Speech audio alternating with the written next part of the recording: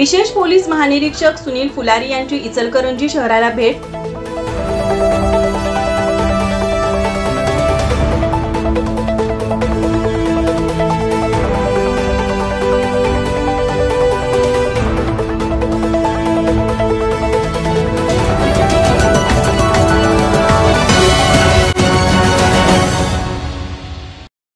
कोल्हापूर परिक्षेत्राचे विशेष पोलीस महानिरीक्षक सुनील फुलारी यांनी इचलकरंजी शहराला भेट दिली।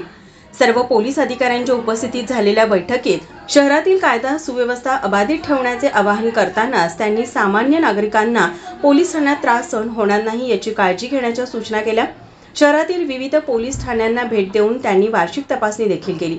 गावभाग पोलीस ठाण्याचे निरीक्षक प्रमोद शिंदे यांच्या पथकाने त्यांना मानवंदना दिली। यावेळी जिल्हा पोलीस प्रमुख महेंद्र पंडित, अपर पोलीस अधीक्षक निकेश खाटमोडे पाटील, उपअधीक्षक समीर सिंह साळवे यांच्यासह शहरातील तिन्ही पोलीस आणि वाहतूक नियंत्रण शाखेचे प्रभारी अधिकारी उपस्थित होते।